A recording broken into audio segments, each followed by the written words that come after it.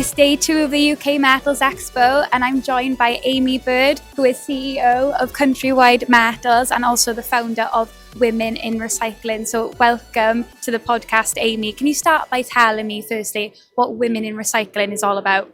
Yeah, I can. So Women in Recycling was set up to give a safe place for women to get together. I want to encourage more women into the industry, and those that are already in the industry sometimes just need a little bit of a hug, a little bit of confidence to really put themselves out there. I realise that people find it hard to network, really difficult. So what I'm trying to do is encourage them to be able to, at least if they can see me somewhere, if you can make that first introduction and walk up to someone, you've kind of broken ground and then it gets going. So yeah, it's just a supportive place. It's an online place to talk about stuff, to find out about what's going on in the recycling world, and generally for me to have a good moan about things sometimes. But this is the thing, isn't it? Like you said, networking is an essential skill, but it's not one that we're taught. And it's really, really nice to see other women sort of champion this cause as well, similar to Women in Recycling. So you've got Kirsty Davis-Chinnock, who we spoke to yesterday, with the Women in Metal podcast. Do you feel like there's a community now for women in metals and other industries? Oh, 100%. For so long, there's a group of women that are just peddling a bit of everything. You know, we're sitting behind our spreadsheets, we're providing the data, we're pushing all of that forward to the people that have got a seat at the table, when the reality is that we should have the seat at the table. Then everyone can have first-hand expertise. But people are just so frightened. I mean, I talk about this where a woman will have to tick all the boxes before applying for a job. But a man might look at the first 2 items and go, oh, I'd be brilliant at that. I'm going to get that job, you know. So I think believing in ourselves more and not overthinking every little detail. Women are real overthinkers, generally speaking, like non-stop, running it through their brains over and over again, and then being too nervous to step it forward. So I think there are a lot more women in the job. I look around this room and I'm so pleased to see so many of us here. So there's 100% a movement. And the more people that join it, we are together, we're a force. We really, really are. And it makes it okay. And it makes it okay actually to dress up if you want to. You haven't got to act like a man because you're in a man's world. You can own the femininity of it and you can still operate really well if that's what you want to do. Well, it does sound like, and I think we know for a fact, as you said, the room is actually such a diverse, there's such a diverse group here.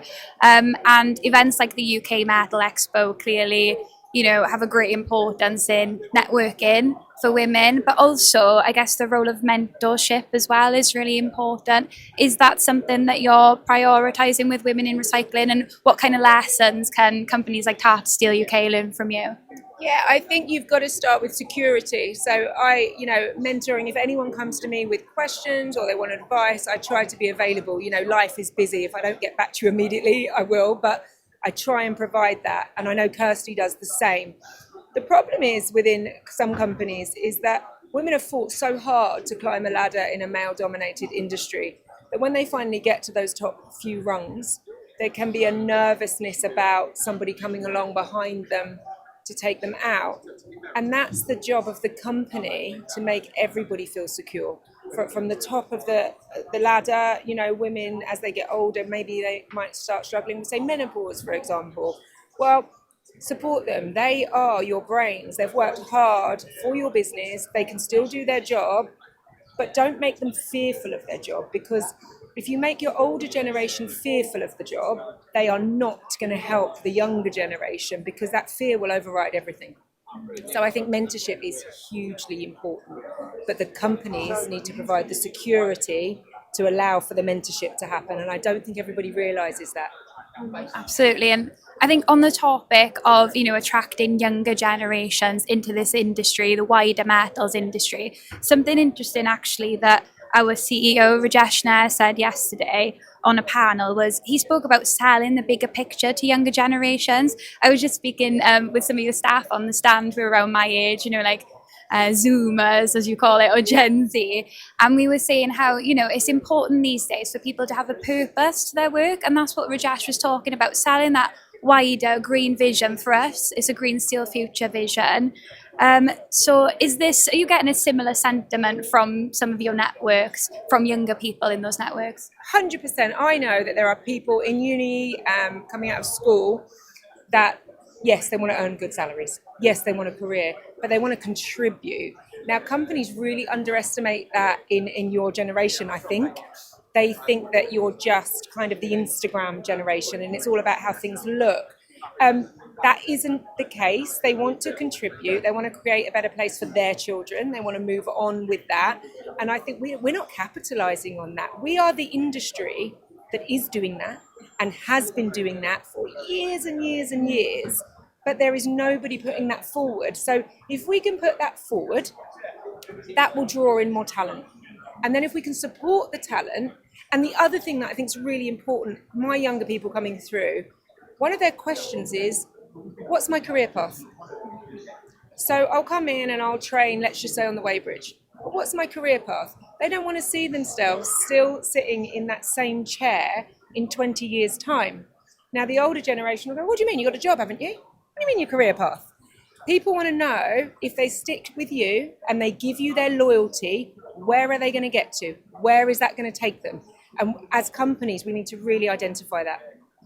Look, it's been absolutely great talking to you. Thank you so much. And I hope as well that we can collaborate in the future, not just on SteelCast, but also through the Women of Steel podcast as well. I think, we're becoming a bit of a community now, women in metal. So I'm looking forward to see what the future brings. I would absolutely love that. More the merrier. Thank you.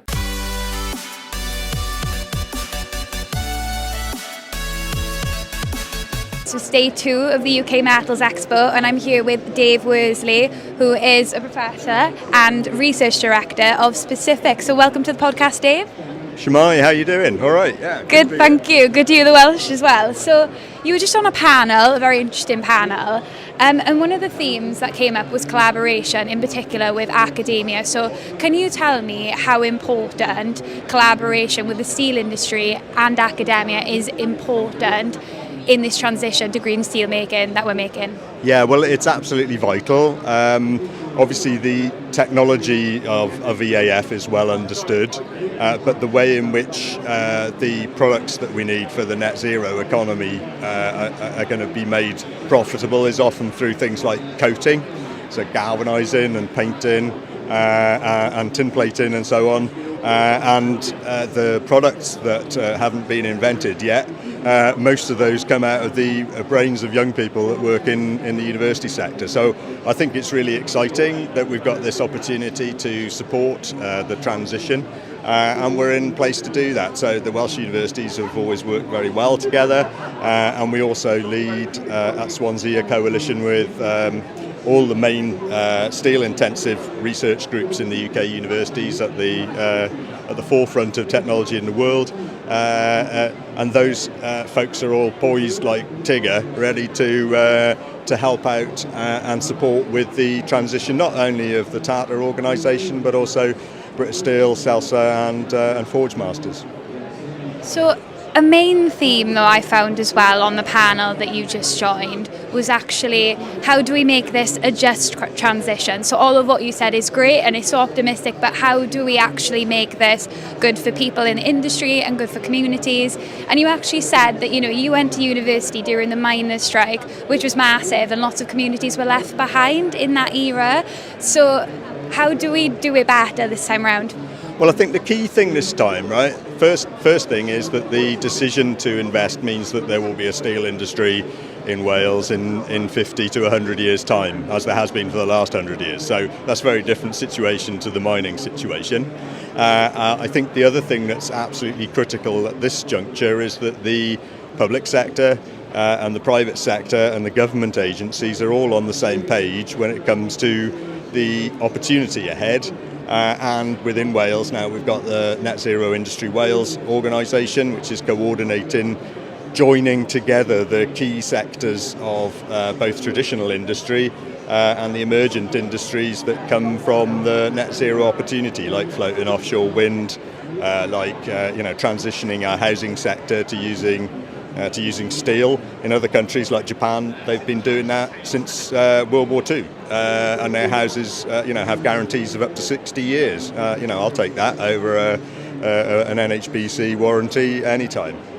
So you mentioned some of those opportunities there, and obviously the Celtic Freeport's another one, like you said, offshore wind as well. And I think at Tata Steel UK, we're really imagining ourselves to be like at the heart of a green industrial hub as such.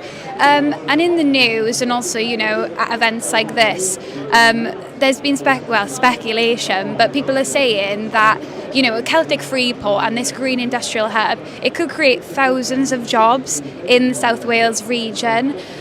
So how optimistic are you about this also? And do you think that, how far is this future away?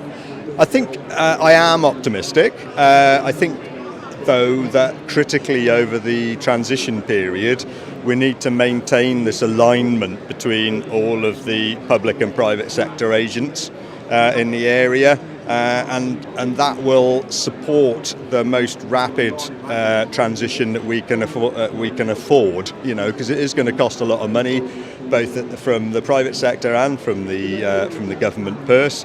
But recognise this, that everyone else in Europe is also thinking the same sort of idea, right? So, you know, our time for action is now, and I'm really pleased that the rabbit and the hat have been separated, because actually the time for action is now, while we've got the opportunity. If we leave it too long, you know, the gap will have been filled by someone else, and then the opportunity will have been lost.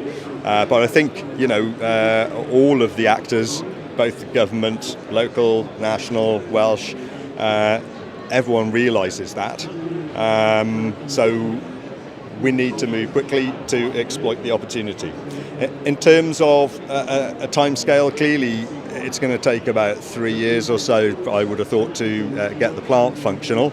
But in that time period, there are opportunities that will come along, particularly in the new business of scrap sorting, and in also inventing new ways of producing materials that can be used to replace some of the things that are currently used from the conventional steelwork. So Tarmac have a plant on site in Port Talbot that uses, you know, a material that won't exist anymore. So, you know, there's lots of work to do there to come up with innovative solutions, you know, to replace some of those other materials.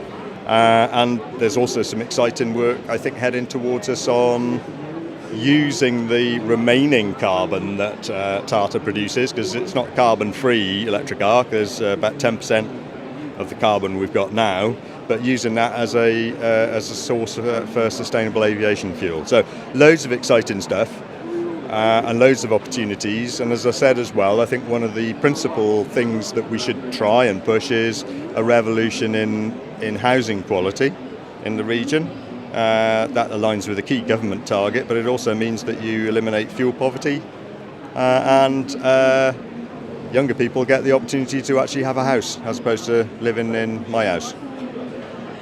On the topic of younger people, actually, one thing that was brought up during the panel was a report which said, I think that young people around the age of 18 to 25, and I'm 25, so I was listening intently at this bit, are actually, I think in your words, you said disenchanted with, you know, I guess the selling and the story of net zero, but more specifically the terminology around this. So what can we do about that? What can we change this and get people like me on board? I think, I mean, I've got 3 girls in that age group myself, and the narrative needs to be switched around so that it is all about the future, and it's about the global future, and it's our future together as people.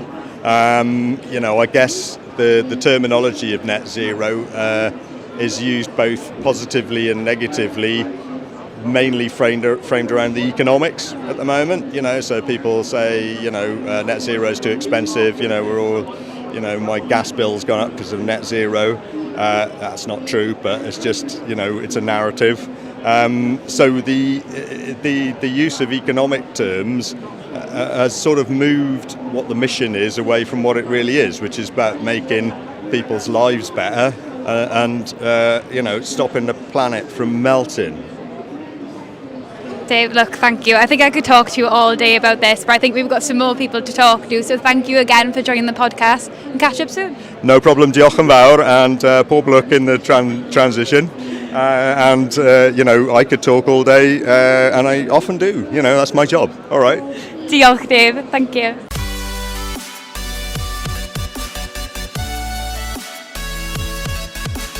So we're back on day 2 at the UK Metals Expo, and I've just been at a very interesting panel discussion. One of those people on the panel was Clare Richardson-Barlow. I'm joined by Clare now.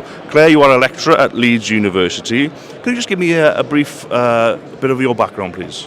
Yeah, my research focuses on industrial decarbonisation and just transitions. I really have looked at these issues for many years from the perspective of energy and climate change impacts. I'm a political economist by training, not from the UK obviously, but did my PhD here at the University of Leeds. Fantastic. And that panel you were just on was all about extracting the highest social value while decarbonising steel. Can you tell us what came up on that panel? One of the major themes that we looked at was just transitions and the way in which any industrial transition is done in a manner that is just. And what we mean by that is a way that doesn't leave people behind or leaves as few people behind as possible, and also offers support and mitigation for any challenges that arise from that transition. So in this case, we really used Port Talbot as an example, and the changes that Tata Steel is going through at Port Talbot in an effort to decarbonize, move to electric arc furnaces, and then the broader impacts that those changes might have on community, society, politics, and economics. Yeah, great. Could you just expand on that then, please, for us? What would that mean for the region of Port Talbot, surrounding areas? What would that mean in the short term, and then potentially the longer term, maybe 5, 10, 20 years down the line? Well, in the short term, there's a lot of change, and much of that change centers around the human experience and what happens to jobs for individuals who work at Port Talbot and who work for Tata Steel. Those immediate short-term impacts are not good. Job loss. And that job loss doesn't just come from the jobs that are actually being lost at Tata Steel, but all of the industries that would be associated. So for example, in Port Talbot, that might be restaurants or cafes that feed individuals that work there. They lose business, and so there's a sort of knock-on economic impact from job loss at Tata Steel. And you could take this on down into other industries. So there's that short-term change. There's also many short-term changes with the structuring and the impact within the corporate environment, and physical changes on the ground as well. But then for the medium and long term, there's really significant environmental impacts, and there's also really significant impacts in terms of the story that is developing around industrial transitions. Tata's experience offers some examples for other countries, both throughout Europe, heavily industrialized countries, but also newly industrialized economies, and countries that are in what we would call the geopolitical global south. So long term, you see some really positive impacts around how this transition can be implemented in similar but different ways elsewhere. And then there are also job opportunities that come with this transition, and those you see in the medium and long term as well. And that's not just job opportunities in steel and at Port Talbot and Tata Steel specifically, but that's also job opportunities in associated industries. And then opportunities for innovation and further education and training that has knock-on impacts for different generations as well. So we're moving from blast furnaces and the Boss plant steelmaking to electric arc furnace steelmaking, and we're doing it a little bit differently to other companies where they may have their electric arc furnace built while still running a blast furnace and Boss plant. We've made a YouTube video to describe exactly why it's impossible for us in Port Talbot. But for other steel companies globally yet to transition, do you think they'd be using us as a case study and looking at what went well and what didn't go so well? I think there's definitely examples to be learned from the Tata experience. One thing that we know with industrial transitions elsewhere around the world is that no just transition can be perfectly replicated in another space. And that's because the intricacies of what's happening on the ground are really specific to the people, the company, the industries, and then also the culture, the economics, and the policy. So the experience of Tata in terms of shutting down the blast furnace and then starting electric arc later is something that could be potentially replicated with minor changes and adjustments depending on what's happening in a particular space. I think it's really important to remember in discussing this that the reason it's happening that way here in the UK and in Port Talbot is because of the situation in the UK and in Port Talbot. It doesn't make sense to follow the exact model that someone else has done. So that's just to say that the Tata experience is going to provide some lessons learned. That doesn't necessarily mean it'll be copied, and it is not that it's not going to be copied because it was a bad experience, just because we know there are differences between different countries in the way that they do things. Okay, another thing that keeps coming up is this narrative around net zero. It's people are saying that net zero, it just means job losses, and if you take a very narrow look up at Talbot, it does play into that narrative, doesn't it? So how would you convince others that just isn't the case? That's a narrative that I take such issue with, both as a person that personally really believes in net zero and climate change mitigation, and also as someone who teaches on these issues to university students, and talks about these issues quite a lot as well. Ultimately, looking at any transition in terms of 1 or 2 or even 5 years, that's a very small microcosm of an experience.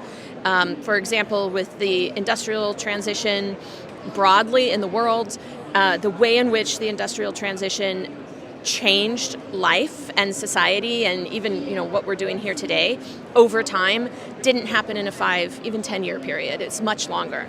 So that's to say the narrative around job loss might be true if we're just looking on the short term, but there are a lot of opportunities around net zero and climate change mitigation that actually result in job gains. And that stems from innovation, that stems from new industries that we haven't thought about, but also the growth of industries that we're currently really in a building stage. Okay, so what about us? Are there any other global companies that Tata Steel could learn from, other companies going through transitions? There's a lot of examples from a variety of industries where some sort of transition has taken place. A lot of times centered around offshoring and the moving of jobs elsewhere because jobs are cheaper or because national contributions or focuses have changed. And a good example of that is in the United States, where I'm from, and Nike and New Balance. Nike and New Balance plants were closed down in the United States in a variety of places because jobs were moved elsewhere.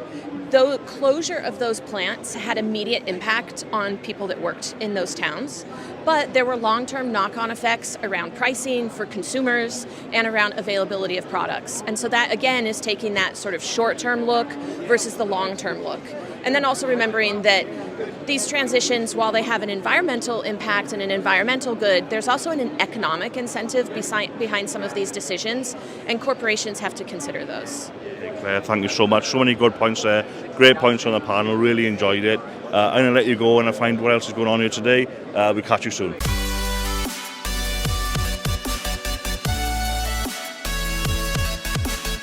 So we're coming to the end of UK Metals Expo 2024. It's been a hell of a 2 days, really, really busy, lots of seminars. The topics people are discussing, going to a lot of depth about a lot of topics for the whole of the metals industry, not just steel. We're trying to grab as many people as we can who know about our industry, have got perspectives on whether it's scrap, whether it's electric arc furnace technology, whether it's government procurement policy and so on and so forth. There can be few people in our industry who know as much about most of these topics as the guy I've just managed to grab here in the hospitality area, Colin Richardson. Colin, listen, thanks for joining us. Now, you are the first journalist I think we've ever had on a podcast, so well done for doing that. Turning the tables a little bit. Colin, you're from Argus Media, you write about steel all of the time. Tata Steel's trying to decarbonise, British Steel's trying to decarbonise, electric arc furnaces seem to be the preferred option. Do you think we're on the right path? Yes, I think obviously decarbonisation is the big challenge. Electric arc furnace is pretty much the only established way to do that at present. There's lots of other different methods have been discussed and different energy feeds, but right now, the quickest and simplest, although it's not simple at all, way to decarbonise is by moving to electric arc furnace.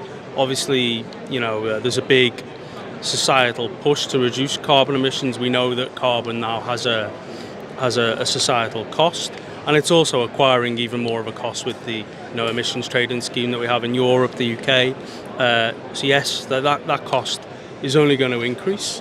So now is the time to decarbonise, and I think Tata, British Steel, the most obvious way to do that, although I think it has some challenges, is via the EAF. Yeah, and clearly America have been doing this for some while. I don't know how far behind we are, America, in sort of flat carbon steel products, and how far ahead our peers in Europe are. Where would you place the UK in terms of its progress towards some of these targets? I think the UK and Europe are in a similar place. I think there's some flat rolled that gets produced via an electric arc furnace in Europe.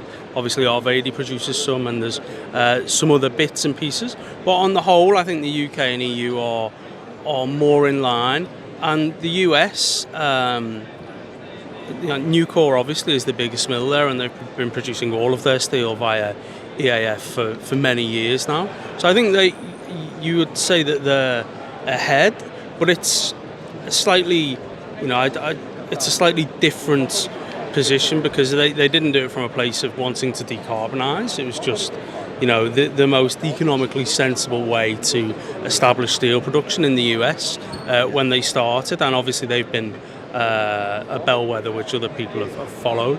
Small and newer mills have gone down the same route.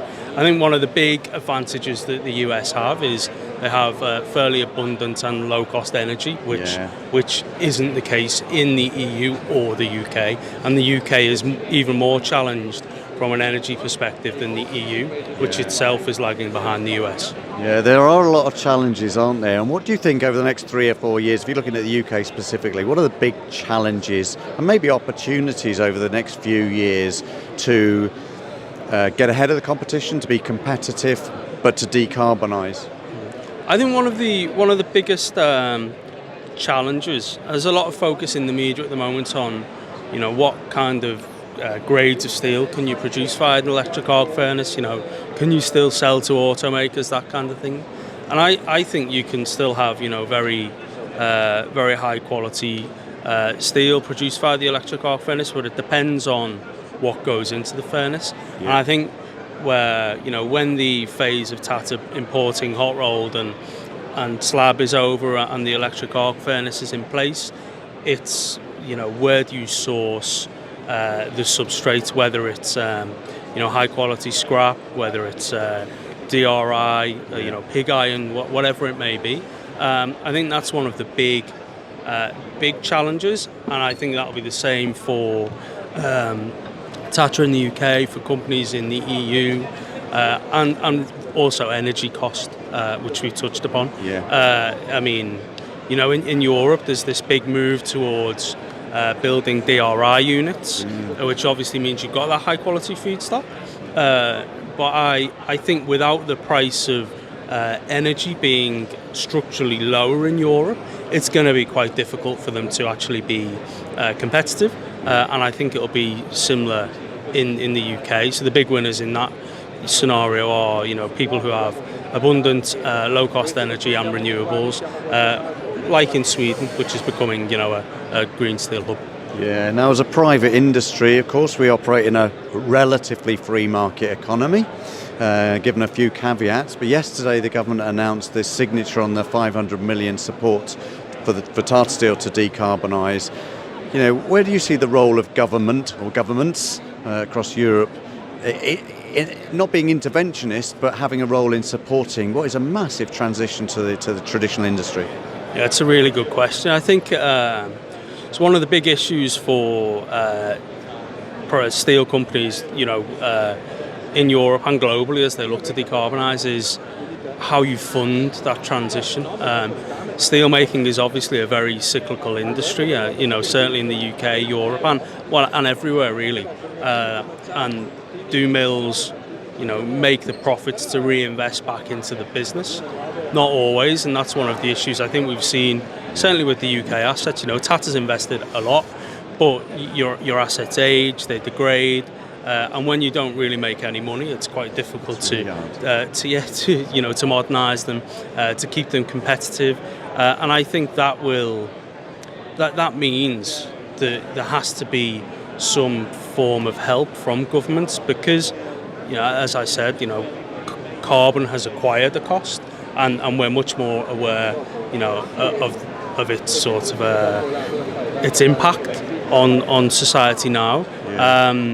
The government has a role to play, both in helping to fund the transition and also in terms of pushing people towards more, low carbon, green steel. Yeah, and finally, Colin, because you've been embedded in the industry for a number of years now, on an emotional basis, this transition will result in fewer people working in the steel industry in the UK, but it does give the opportunity for that industry to be truly sustainable. Are you feeling worried, depressed, positive, hopeful? Where are you at? That's a good question. So I'm not in the, don't live in Port Talbot or anything. So outside of work, I'm not directly affected by the reduction in headcount. I think it's, in the past when industries have closed or changed, it's maybe not been handled in the right way, and it has a huge impact on the local economy and the national economy. I think, am I optimistic? Yes, I think that the steel industry has to decarbonise, partly because carbon is just so much more expensive, and because it needs to emit less carbon. Yeah. But I do think there are many challenges. I mean, if someone was to say to me honestly, do you think Tata Steel moving to an electric arc furnace is the silver bullet that makes it competitive? I'm not totally sure, because you need the right conditions. You need competitive energy. You need a kind of a level playing field globally. You need less capacity in the market as a whole, and you need, as I said, the quality feedstock. So I think there'll still be many challenges to overcome, not just for Tata, for anyone who's looking to decarbonise the industry. I do think it's it kind of is moving the path that it has to move towards. Yeah, listen, Colin, thanks very much for joining us today. It's an absolute pleasure to see you again and catch up. Thanks for your insights into the industry. You're definitely coming back on the podcast, because you know so much that we're going to tap you up for. But listen, thanks again. Good to see you at the show, and catch up soon. Cheers. Thanks very much, Colin.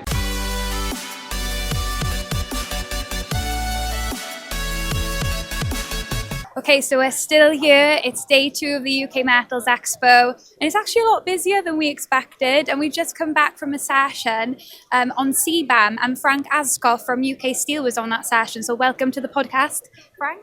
Thank you so much. It was a great conversation today. We discussed the implications of a UK carbon border adjustment mechanism for import, but also in particular when the UK is implementing its carbon border adjustment mechanism, putting a carbon border at the kind of like effectively a tax at the border, making sure that domestic steel industries pays the same carbon tax as imported steel, because otherwise you don't have that level playing field.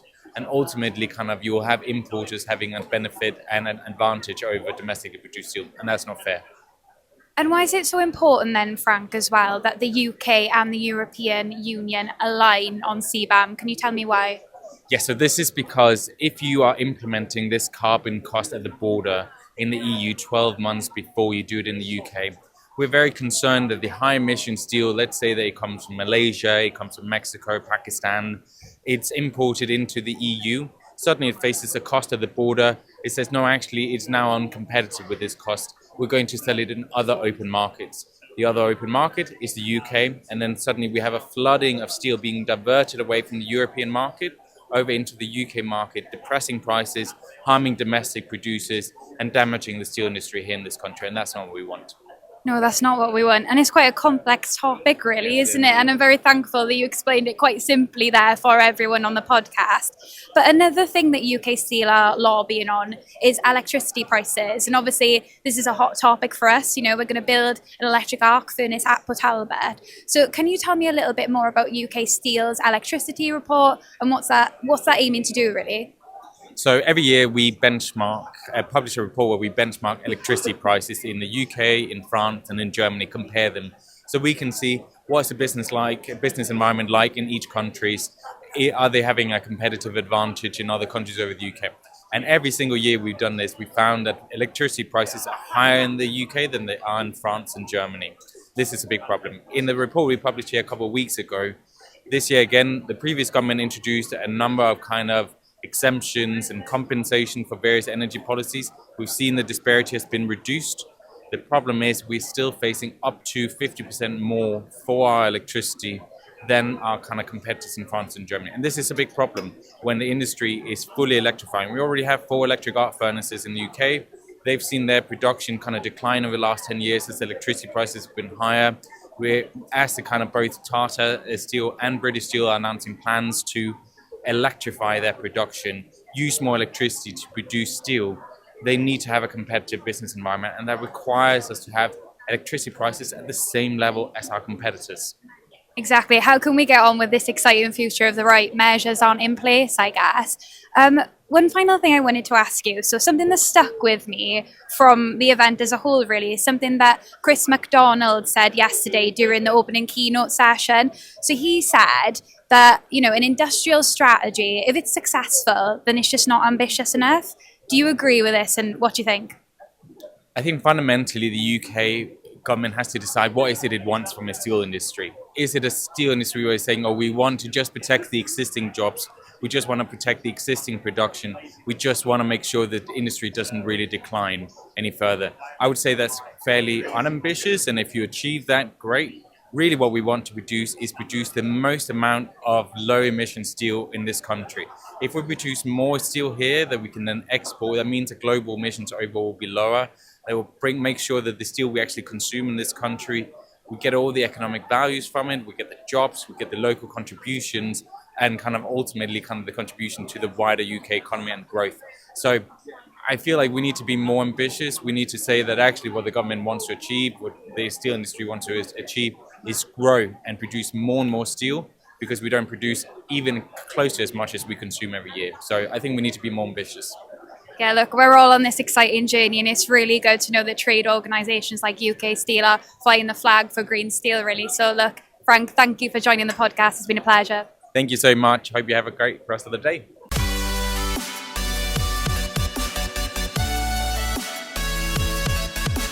Lots of important topics being discussed here at UK Metals Expo. People have been talking electric arc furnaces, people have been talking government policy, and people have been talking about scrap. Now, scrap is a vital ingredient to an electric arc furnace. It's critical as part of the infrastructure for the future success of Tata Steel in the UK.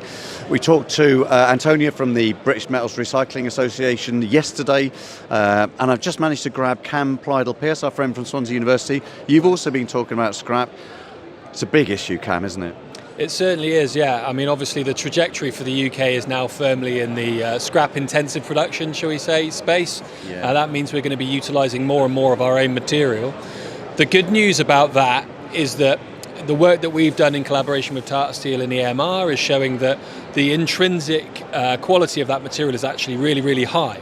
Wow. Yeah? And the UK has a significant competitive advantage potentially in utilising that material. Wow. So the stuff that comes to the end of life, the steel component of that resource flow, I don't like to call it waste, but that resource flow is actually really high. Wow. But it's mixed. I think that's the problem. So if you look at the current picture now, it's mixed in with all sorts of other stuff which shouldn't be there, and has its own intrinsic value as well. So think about things like copper wires coming through the end-of-life vehicles, for example, and that in itself has a value. The concentrations of that are relatively low, so if you're interested purely in copper, you wouldn't take millions of tons of steel just to extract that small amount of copper. But for the steel makers, not having that copper in there is equally valuable, and that's a big challenge for Tata Steel in particular, who produce high quality products. Yeah.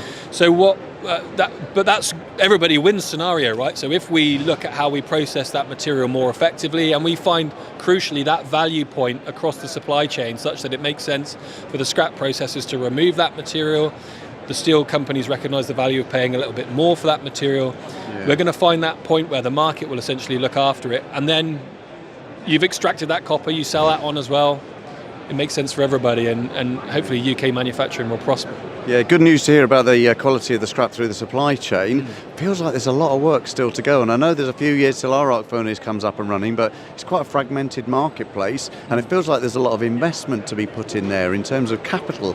What role do you think the government has alongside academia and industry?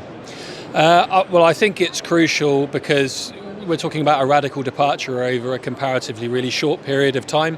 I think if you were letting the market look after it, then those are the sorts of things that occur over a much longer time period.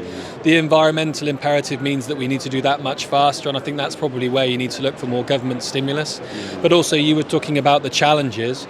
I think we're still defining the problem to a degree. So what we're finding in the work that we're doing in collaboration with Tata is that we're some of the only people actually measuring quantitatively what's in those resource flows. So we're starting to understand the problem better and in a more quantitative way. I think once we get more high quality information about what's there, that will help people to understand across the supply chain where the investment should be made. And then in some cases there may be a really obvious business case to do that, and you're not going to need a government stimulus for that because it will take too long and somebody just wants to grasp the opportunity. Probably it will look after itself. In other cases it might be more nuanced, but we know for the greater good it's going to make more sense to make that investment, and that's probably where you have that hybrid case similar to the investments announced by the business and the government yesterday. Yeah, because it is difficult, isn't it, in a let's use this phrase carefully, but in a free market economy the market doesn't like interventionist strategies by the government, and yet, as you said, there's a need for speed.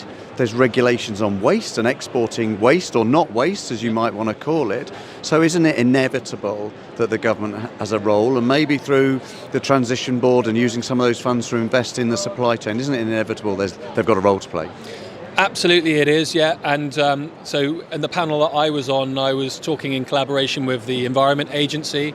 They're going to be digitising some of their duty of care certificates and what they're still calling their waste certificates, and it makes me shudder a little bit, but that's the parlance that we're using at the moment.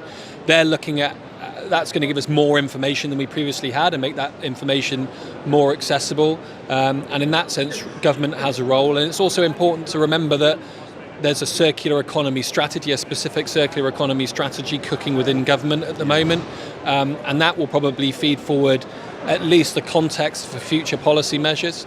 And the comments that have been made on that so far here today are, the government will probably look at trying to get that sorted first. That's the backbone, and then we'll build all of the other individual strategies around that as well. So the steel strategy is on its way. Jonathan Reynolds mentioned that yesterday. So I think it will build on that. So we are, in a way, looking at trying to change the paradigm that we're operating under first, and government is definitely aiming to be proactive in that space. So they're going to have a role, whichever way you look at it. Yeah, and at the risk of extending our conversation further and keeping you from other business, just going back to that point you said where we got a competitive advantage because the steel scrap in the UK is cleaner than we expected or cleaner than other countries? How comes? Okay, so that could be quite a long answer, but basically, when we say cleaner than we expected, people might zoom out and look at the quality of scrap and they say, well, when I buy it, it's got this in it, and I don't like it. And that doesn't necessarily mean that the metal in it is of low quality. Right. So the metal, the steel that's in that supply chain is actually really, really good. And I mentioned the extrinsic contamination, the things that shouldn't be there before. And so that's why people might think it's low quality, but it's actually high quality. That's the first point. The second point is then, well, what are we doing differently to other countries? So the US is often labelled as the leader in the area of EAF processing and steel recycling. Their strategy, because of their availability of low-cost natural gas, has meant that they've got a better low-cost alternative for directly reduced iron via natural gas, and that means they've been able to water down their squash essentially a little bit from a scrap perspective to minimum standards. And they've been using that to solve the problem for many years because they've been doing this for decades. What that means is that they've actually got embedded in their steel, so their intrinsic contamination is higher because rather than doing an intervention in scrap, they've been using the dilution strategy. And that means that their intrinsic contamination is higher. So they've now recognised that, and they've probably got something close to best-in-class scrap processing, but they're removing materials, the extrinsic materials, and approaching a baseline which is fundamentally higher than ours. We believe On our current estimates, maybe we're twice as clean, if not 3 times as clean, from an intrinsic contamination perspective. So that's where the opportunity lies. Thanks for keeping it relatively simple, and thanks for the overview of the scrap market in about 5 minutes. Very grateful to you. I'll let you get on, Cam. Great to see you again, friend of the pod, and delighted to have you. See you soon. No problem. Thanks. Cheers, Cam. Cheers. Thank Bye-bye. you.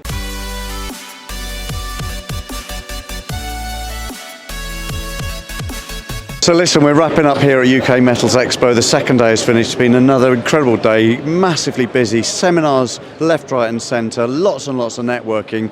But before we go home, I finally managed to grab the owner of the whole event, Lord Redesdale. Lord Redesdale, we caught up with you at the beginning of the show. Has it met up to your expectations this year? It's grown quite considerably on the third year, and it looks like it's going to be bigger next year. You always find with a show that people say, how was it? You know, and I then ask them, how did you find it? And then they've just met a lot of customers, they've made a lot of contacts, and we're building this community. So next year, bigger, better, people can meet their friends. Yeah, and that word community is absolutely spot on. For those of us who've been in the industry a long time, it does feel like an extended family, and that feedback's really, really important. What will next year bring us? What do you think the key topics are going to be next year? I have to think that CBAM is going to be important, but I also think I'm very positive about how the government are going to be starting to look at a new industrial strategy. I think that's actually going to be a feature that we're going to be discussing. Yeah. But I also think it's going to be realising the industry is positive. There is an optimism, you know, well, everybody would say, oh, it's never that good, but there is an optimism, and people are coming together and saying, okay, there are opportunities. On that note, I'm not going to take any further or any more of your time. Thanks ever so much for owning the show, making it happen, and making such a success of it. Can't wait to come back here next year, and thanks again. Thank you. See you then. Thank you, Lord Bye. Redesdale.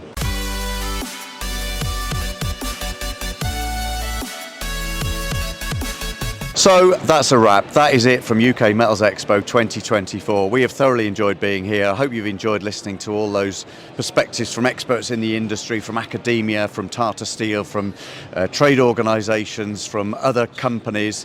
It's been absolutely fascinating from our perspective. I hope you've enjoyed it too. If you haven't already, please subscribe to SteelCast. It comes straight to your inbox through all the usual podcast channels. And of course, you can also watch us on YouTube, on Tata Steel UK YouTube channel, where there's lots and lots of other content as we go through the transition, the restructuring of Tata Steel in the UK and the transition to green steel making. We're going to capture it all every step of the way, and you can follow it all either through the podcast or on YouTube. It's not on the telly, so subscribe and follow us and keep up to date with what's happening in the UK steel industry. Thanks for listening.